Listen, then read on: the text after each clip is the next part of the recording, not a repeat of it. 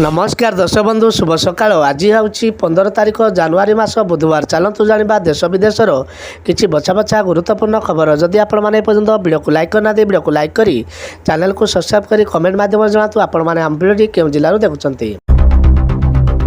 केउं मानकु मिलिबो Ayushman card. Delhi रे MU साखर परी स्वास्थ्य मंत्रीकर बड़ घोषणा। आयुष्मान योजना को नहीं एक बड़ खबर सामना को आछि। राज्यवासी को खूब शीघ्र मिलिबो आयुष्मान कार्ड। आयुष्मान भारत प्रधानमंत्री जन आरोग्य योजना पाई एमयू साखर होईछि।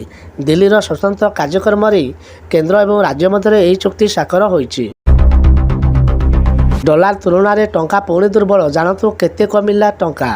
भारत शेयर मार्केट रे हलचल। आज सकाळु सकाळु सेंसेक्स 850 पॉइंट रु अधिक खसीगला। नोटिफी खसीला 260 पॉइंट रु अधिक। तापर स्थिति रे टिके उन्नति आसी मार्केट रिजर्व रे रही। अमेरिका डॉलर तुलना रे भारतीय टंकार मूल्य सर्वनिम्न स्तर रे पहुंची। गोटे डॉलर मूल्य भारतीय टंका हिसाब रे 86 टंका 27 पैसा छुईला। बुढ़ा होउछि हीराकुद बंद। बढ़ी विपद चिंतार सरकार। वर्ष रे पाद छुईंची विश्वर दीर्घतम माटीबंध हीराकुद।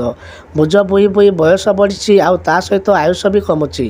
बुढ़ा होउछि हीराकुद। जन्मरू एबे जाए हीराकुद ओडिशा को कौन न देछि किंतु हीराकुद पाई कौन होइछि। तेबे बयस रे जेतेबेले बाध्यकर दाग लागिछि सेतेबेले हीराकुद को हतादर हेबाकू पड़ुछि। मेघुआ रहिब पाग। आसंता 17 राज्य में पुणी बढ़ शीत। शीतरे चरुची सारा ओडिशा। राज्य में जारी रही शीतर लहरी। आसंता 4 ରୁ 5 दिन पर्यंत राज्य में प्रबल शीत हेब। आगक आहरी शीत बढ़िबार संभावना रही।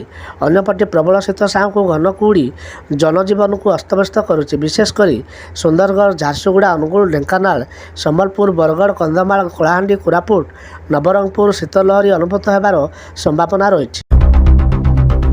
पारादीप बंदर निकट में प्रतिष्ठा हेब जहाज भंगा केन्द्र। हाँ दर्शक बंधु पारादीप बंदर निकट में प्रतिष्ठा हेब जहाज भंगा केन्द्र। जहाजर पुनः प्रक्रियाण केन्द्र 4000 कोटी टंका विनियोजित करा। यह द्वारा ओडिशार सामुद्रिक शिल्प और परिदृश्य में परिवर्तन आसिबो। व्यापक नियुक्ति सुजोग सृष्टि हेब। पुराणा जहाज गुड़िक भंगा जाई सेतुरु इस्पात आलुमिनियम और तंबा आदि बाहर करा जाई सेतुरु विभिन्न जंत्रपाति प्रस्तुति करा जिवो।